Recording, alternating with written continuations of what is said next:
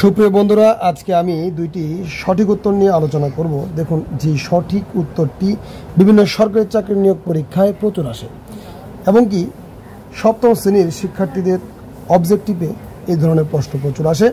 দেখুন, কথা না বাড়িয়ে শুরু করি।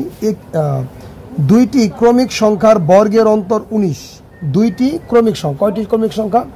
দুইটি ক্রমিক সংখ্যার বর্গের অন্তর। এখন দেখুন, 19 বলে দিছে এদের কি বিয়োগফল। দুইটি ক্রমিক সংখ্যার বর্গের অন্তর 19।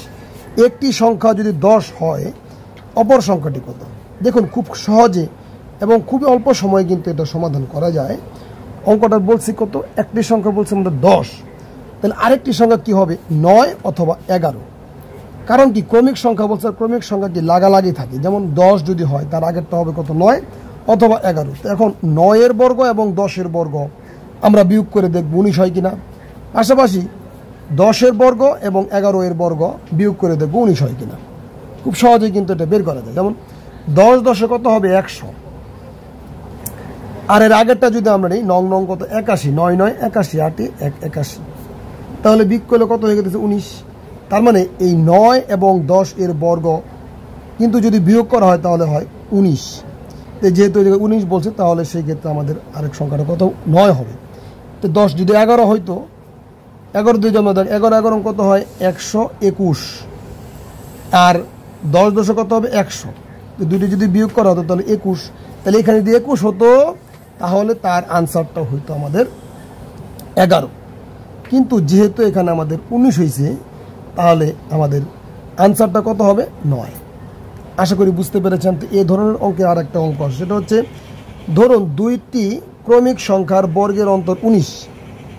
এখন বলছে সংখ্যা দুইটির বর্গের যোগফল কত?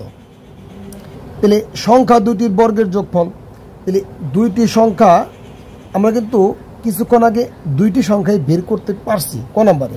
মানে 1 নম্বরে। যেমন একটা যদি 10 হয়, তাহলে আরেকটা কত হবে? 9।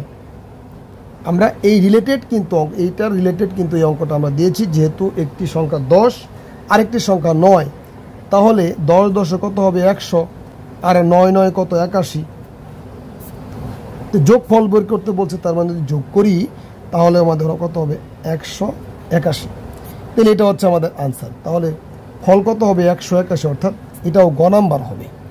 আশা করি আপনারা বুঝতে পেরেছেন। কতটুকু বুঝতে পেরেছেন আমি তখনই বুঝতে পারবো যখন আপনারা এই কাজটির উত্তর আমার কমেন্ট বক্সে ঝটপট জানাবেন। সকলকে অসংখ্য ধন্যবাদ। ভালো থাকবেন।